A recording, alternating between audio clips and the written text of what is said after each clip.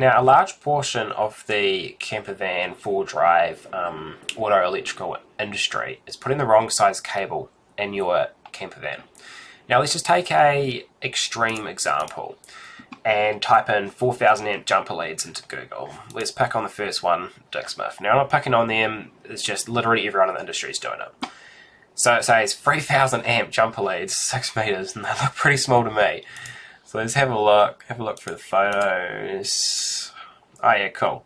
4 gauge wire. Right, 4 gauge wire is 25 mil squared in metric. Now, this is a voltage drop calculator and cable size calculator. Every single wire I put in a vehicle, I use this calculator. Now, I've been doing this for a long time, but still every single time I put a cable in, I use this calculator. Now, you'd think you should know it off the top of your head, but you need to make sure that you're doing it. And every single time, I make sure that I'm putting it in. I don't trust what it says on the label of the cable, because usually that is wrong anyway, or over-exaggerated, or in like perfect conditions. So let's go for, our New Zealand standard, which you can also do Australia, DC, 12 volts, 3,000 amps to match that jumper lead. Okay, we want a 3% max voltage drop, so 6 meters. They are multi-core, spaced. Cool. Calculate. Oh, sorry, put that back to auto. Calculate. Apparently there's no suitable cable size for that current. Okay, let's click on 500 mil squared, which is like this big. Cool. Apparently that can only do 830 amps, and it's got a voltage drop of 16.1%, which is a lot. You don't want to be running 16.1% voltage drop, even for starting vehicles. That's too high. So if we were to go back to 25 mil squared or 4 gauge, which is what that jumper lead is, we're sitting at a 284% voltage drop, which doesn't make sense, I know. The reason for it is the formula in here has inversed, and it doesn't make sense because it's too large of a voltage drop. In reality, it'll be like a 95% voltage drop, and you'll be sitting down at like, 1 volt maybe. If the cable could handle it, at 3,000 amps continuous, the cable will rise to 26,000 degrees Celsius, which won't happen obviously because the cable will break, it will melt, even the copper inside of it will melt, so it won't reach that temperature. But regardless, you can kind of see how this is like, well, this doesn't make sense. And a lot of people are screaming at me saying, wow, you're only starting a car for 2 seconds, like it doesn't matter. Well, no, your voltage drop matters because voltage drop happens instantly. As soon as the load increases, the voltage drop happens instantly. Now, yes, some may argue that no, it happens as the temperature of the cable increases. Yes, that's true, but only a small percent, maybe, I don't know, I haven't done the maths on it, but 5-10% maybe, if that. So the temperature of the cable doesn't change the resistance by a huge amount. It does increase it, but not to a substantial amount. The majority of the voltage drop happens instantly. So this won't work. Now, okay, extreme example, we know jumper leads are, a load of, you know what I mean. It's not the right place. Okay, but let's say we wanted to run 300 amps in the vehicle, and maybe just 1 meter, let's say. 300 amp cables are usually single cores. We'll space it from the surface. Calculate. What do we need? Okay, well, to have it spaced from the surface, we need 307 amps. Okay, to run 300 amps, we need a 95 mil squared cable, which can run 307 amps. Right, let's type into Google 300 amp cable. Let's just pick on these guys. Now, I'm not picking on wave inverters. Everyone, literally, all of the industry is doing this. It's just a demonstration. So, maximum continuous amps is 300 amps, right? Insulation, temperatures up to 70°C, so there's they probably are actually just using the PVC insulation, which actually can go up to 75 degrees. It's interesting they have that. So that's the standard one.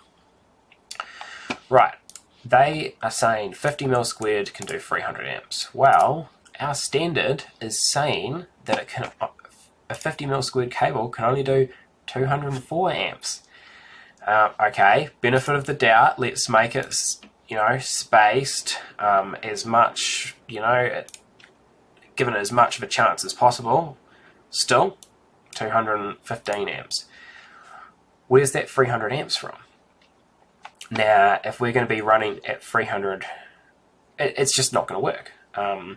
If you wanted to run 300 amps through a 75 mil squared cable, 300 amps through a 50 millimeter squared cable or a zero gauge cable, the only way to do it is by getting a special high temp cable which has got a different insulation around it that can go up to 110 degrees. Even so, you can only run 299 amps through that cable. But this is a very specialized cable, and also you are running at, if you're running 300 amps, you're running at 119 degrees. 11 degrees. I'm not sure why I said 19. 111 degrees. That's very hot. I don't really want to be running any of my 12 volt gear at 111 degrees. I want to be running them around 60 degrees at the most. So you've got to be careful with this, with how this works. And let's say we're in Australia, no chance. Can only do 179 degrees, 179 amps. So yeah, our cables ratings can do that in ideal conditions, when they're getting cooling, when they're getting all of this, but our standards say they can't. So that's what we want to go off. We don't want to go off what the battery cable is saying. We want to go off the insulation, and yeah. So 50 mil squared, can't do it. We need 95. Right. Now let's also do another thing where we're getting so many issues in this industry. So like, let's say we've got a DC-DC charger, right? Well, I've seen plenty of installs when I'm out on the trails, and they come and ask me, my DC-DC charger is not, I can't charge my battery in my camper van. Why can't I, or my camper trailer, I should say. It's like, it doesn't work. And I'm like, okay, well, let's have a look. Let's open your bonnet. And first of all, we find out, well, I ask them what size charger do they have first. They say 40 amps. Cool. How far of a distance is it? Well, it's about 10 meters from the alternator all the way to the camper van DC-DC charger. Cool. And yeah, let's put this back. It's twin core cable, so let's calculate the size of cable they need. 95 mil squared, 3/0 cable. That doesn't make sense, does it? Oh, sorry. Let's put that back to auto. That doesn't make sense. 50 mil squared cable, a zero gauge cable, the same cable we were looking at here. This real fat cable just to run a 40 amp DC-DC charger. Well, you look under their vehicle and they've got 8 gauge cable, which is about 16 mil squared. And that's this stuff here. Oh, sorry, I made a mistake. When your DC-DC charger says that its output is 40 amps, that is the output. The input is higher, because if it was 100% efficient, it comes in at, let's say, let's say it comes in at 12 volts and goes out at 14.6 volts to charge your battery. Well, to balance that, it needs to increase that, because it has to be the same watts that goes through, but the voltage is lower, so they need to increase the amps to be able to go up to that current, if that makes sense.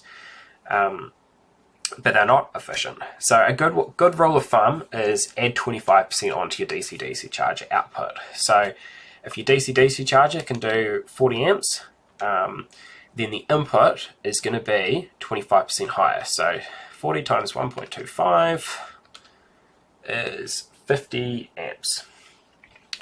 Cool. So let's throw into here 50 amps for our DC-DC charger. Right. Now at 16, so at 16 mil squared, the 8 gauge wire. 8 gauge wire. Actually, that's not right, is it? Millimeter squared to AWG. I'm pretty sure that's 6 gauge.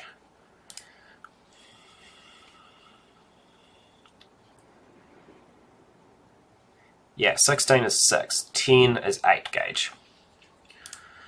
So at 10 millimeter squared or 8 gauge wire, we're sitting at an 18.4% voltage drop, which means our 12 volts has now, well, let's change that to, let's say it's a smart alternator, so like let's say 13.5 roughly. There we go. It is down to 11.3 volts. Now that DC-DC charger does not like working at 11.3 volts. It wants to work around 12 volts, and the higher the better. You really only want a 3% voltage drop going to your DC-DC charger. And more so if you've got a smart alternator. So what do we have to go? We have to go 70 mil squared. Or I'd probably run 50. I just have a little bit extra voltage drop just because 70 mil squared cable all the way back is going to be quite expensive. I'd take that bit of a sacrifice of the 3.2% now. DC-DC chargers can handle it a lot more than inverters can because they're taking a low voltage and stepping it up.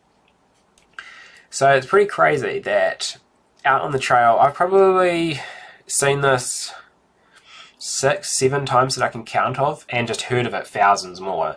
Is just, people have 10 mil squared cable when they need 50, so 5 times bigger cable to do it.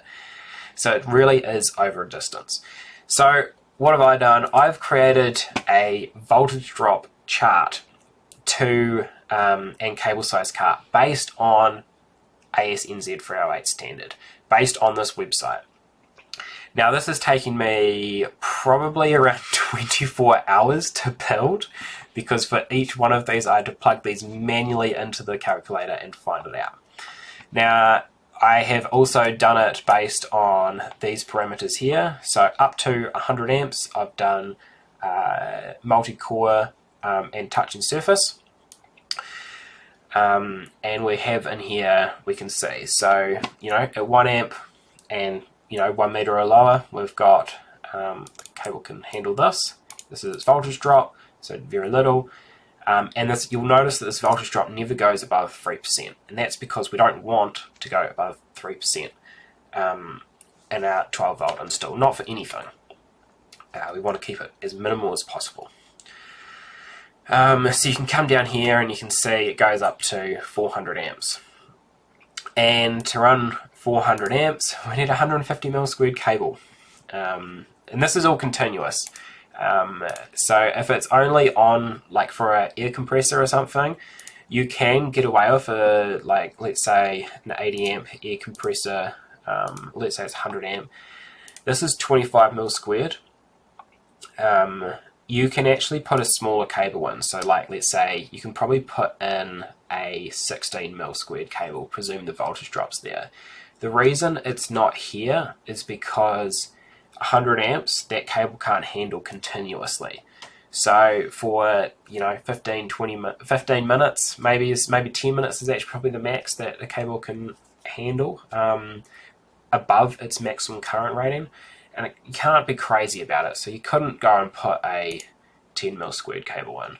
Although a lot of air compressor manufacturers, actually pretty much all of them, apart from the super high-end brands, way underrate their compressor ratings. And an easy gain in performance is just putting some bigger cable on it.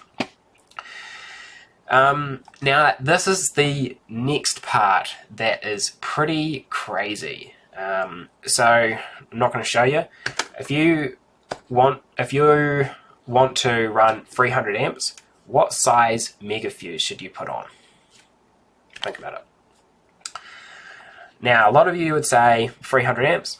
Yep, that's fair enough logic, but unfortunately that's not the case. And then the few that are a bit, more switched on to this stuff, you usually say, 25% increase will be fine. That's what I believed. A 25% increase to 300 amps is 375 amp mega fuse. They don't make a 375 amp, they make a 350 and a 400, so we'll go to the 400, right? Right, 300 amps. Oh, they don't make a big enough size. They only go up to 500 amps. Well, why haven't you put a 500 amp there? The reason for it is at 65 degrees ambient, which is what you should be running your fuses at, because in the back of a hot vehicle, they get to around, 50, 55 degrees. It's not uncommon to get 55 degrees in the back of a vehicle, and your mega fuse isn't it doesn't have lots of airflow around it. It's usually in a case or something. Even my power hubs, I don't have a proper example, it's just a new case I'm designing, that is going inside, it's enclosed, so there's not much airflow going through that. So 65C is pretty on the low side, to be completely honest.